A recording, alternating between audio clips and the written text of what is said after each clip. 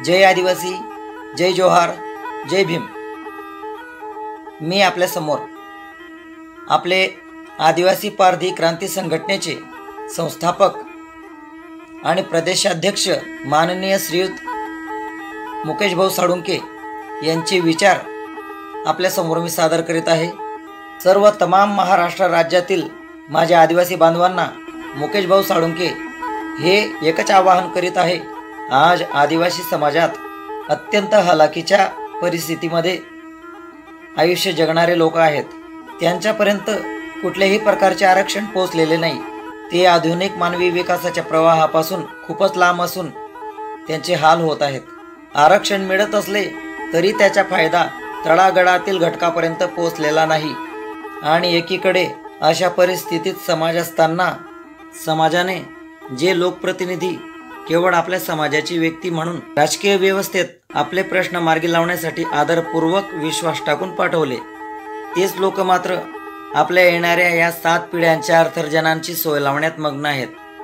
काहींनी तर याही पुढे मजल मारली आहे। ज्या गोरगरीब थकलेल्या दुबळ्या आणि लाचार नजरांनी यांना आशेच्या नजरेने बघून परमात्माने पाठवलेल्या आशेच्या किरण म्हणून पाहिले, त्या आदिवासी बांधवांचा विसर पडल्याचे दिसत आहे। आज राज्यभरात एक एक समाज जागृत होऊन त्यांचे हक्क अबाधित राहावेत म्हणून एकवटत आहेत। त्यांचे असलेले, त्यांना संविधानाने बहाल केलेले आरक्षण टिकावे आणि त्यात कुणाचा वाटा पडू नये म्हणून झटत आहेत। पण आदिवासींचे प्रश्न मार्गी लावण्यासाठी असलेले मंत्री जनप्रतिनिधी मात्र सत्तेच्या धुंदीत मशगूल असल्याचे दिसत आहेत। माझ्या आदिवासी बांधवांना दिलेल्या हक्काच्या आरक्षणात आता इतर समाजातील लोक वाटा घेण्याची तयारी करत आहेत।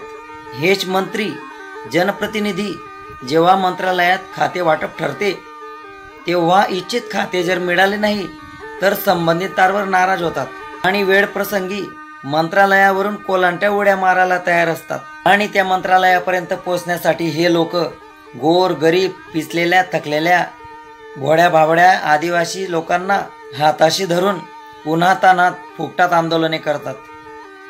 नंतर मात्र जनप्रतिनिधींना या लोकांचा तात्काळ विसर पडतो आणि या गोष्टी त्यांच्या आवाक्याच्या बाहेरच्या आहेत।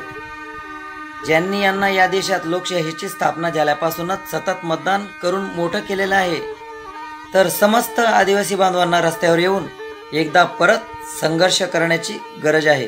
कारण विकासाच्या मूळ प्रवाहात येण्याआधीच आदिवासी लोकांचे मूळ आरक्षण इतर लोकांमध्ये वाटून आदिवासी समाजाला तसंच खितपत ठेवण्याचा घात या लोकांनी घातलाय।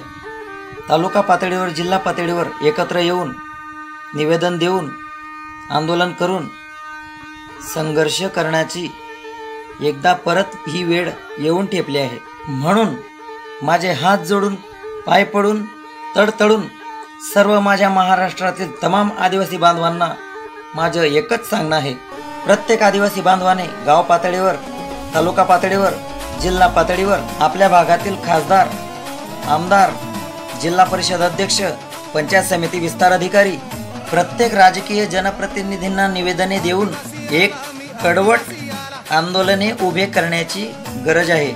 आणि हो, ही आदिवासी पारधी क्रांती संघटना व प्रदेशाध्यक्ष माननीय मुकेश भाऊ साळुंके या देशव्यापी कार्यात भारत मातेचे भूमिपुत्र माझ्या आदिवासी बांधवांच्या सोबत आहेत। जय आदिवासी, जय जोहार, जय भीम।